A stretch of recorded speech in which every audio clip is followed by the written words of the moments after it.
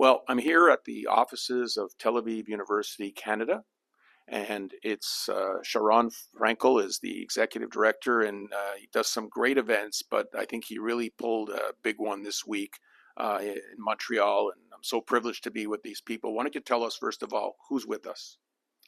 Hi, Mike. Thanks for having us. So we have very special guests here from Israel.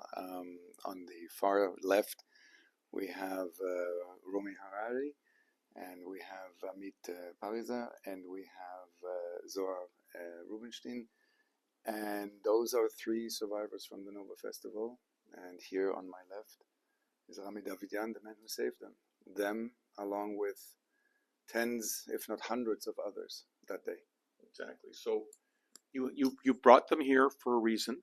There was a special event that took place on Tuesday in Côte Saint-Luc, and you brought them around to visit Jewish day schools and leaders in the community. But tell us about the event, why you had it, and how it's benefiting Tel Aviv University. So this past Tuesday, we officially launched a new initiative and a campaign to raise awareness and funds for Israelis that suffer from PTSD and other mental health issues, anxiety, depression, anything that falls under that banner. It's called Trauma to Triumph, and we will provide very urgent funding and clinical treatment out of the university's National Center for PTSD. We are going to provide very special and focused services to our students out of the Student Success Center under the Dean of Students guidance, and also two other initiatives. One is run in partnership with the Sheba Hospital, which is a new drug in Israel that is being researched for treating PTSD, as well as a special dental clinic, a pro bono clinic at the university that will treat specifically patients suffering from PTSD and other mental illnesses that has an impact on their oral system. So these three ladies here with us today, these young ladies, they were among the many that Rami saved. Now, Rami's just a farmer, lives 10 minutes from the Gaza Strip, and he got connected through, I think it was Amit, and he ended up getting in his car while Hamas terrorists were killing people and doing terrible things, and he didn't think of himself. He said, I'm not Rambo, I'm not Lior Raz, but he went there and he rescued all these people. I want to ask him, speak in Hebrew and he'll translate, how does he feel to be a hero?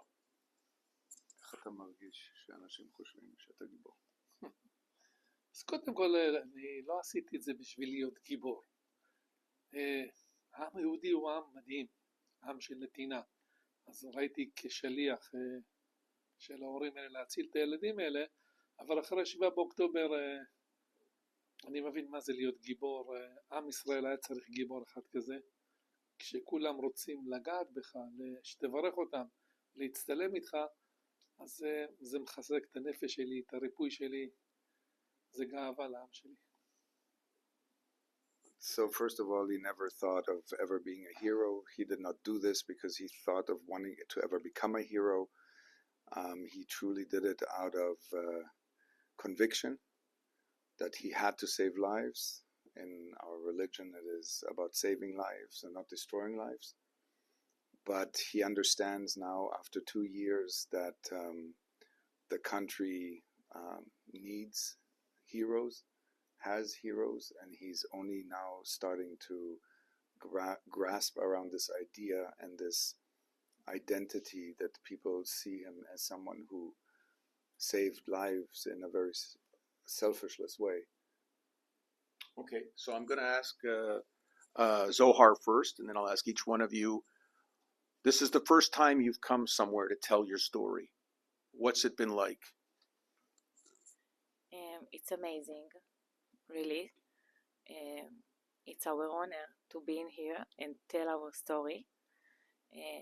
The community here is very warm,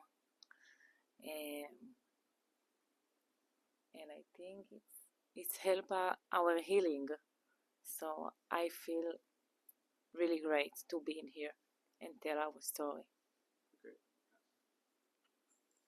The same question. So I agree with the Zohar. The community here is very warming people, and basically when we tell the story, at first it was so hard and stressful, but after the love that they gave us, it was feeling right to do it, and I'm happy that we're here. Also, I connect to them, and I think the feeling how much it's powerful and meaningful for Israel, and also for us to come to explain outside from Israel what is that feeling in Israel, what's happening in Israel and still happening, and like to hear the things from first like people who was there. We didn't know how much it will be powerful to people to hear us and like to see it in their eyes. They're actually here, and we feel it every day from the community here, how much we gave them power, and it gave us power too, as much as we gave them. So my last question for each of you is, you met the parents of Alex Look, another hero who lived in my community. We've made a park place in his honor. I don't know if you knew who he was before you came here, but I'm sure you've learned a lot more about Alex Look because unfortunately he was a hero who we lost. So we met his parents on Tuesday, and it was like love from the first sight. They're so strong, and if they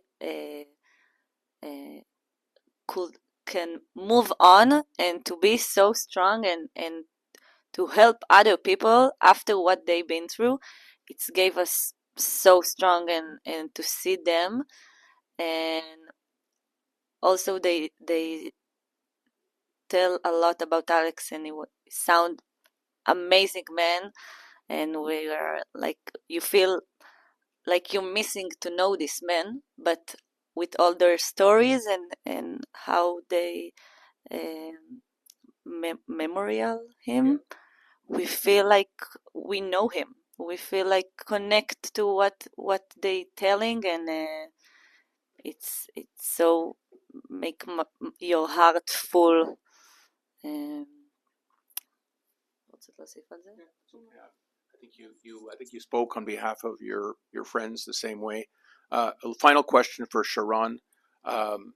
We've heard so much anti-Israel sentiment around the world, including in Montreal, so much anti-Semitism, so much hate, and I think so much misunderstanding about what Israel faced and what happened on October 7th, even from our own Canadian government. So the event that you held this week, do you wish that the non-Jewish community would pay more attention to stories like this, to know about someone like this gentleman who went and saved these three people whose lives were put on jeopardy? All they did was go see a concert. You shouldn't be victims, and many of their friends and people they know were murdered viciously. Do you feel that events like this are needed, and do you feel that the audience beyond the Jewish community needs to know more about it? Yes, of course, 100%. I think we all need to come together, and we all need to listen and to look at the truth and the reality. And I think that this is why all these visits are so important. Well, you did a wonderful thing. You can read the description of our video, and I'm honored to be in their presence. So thank you very much. Thank you, Mike.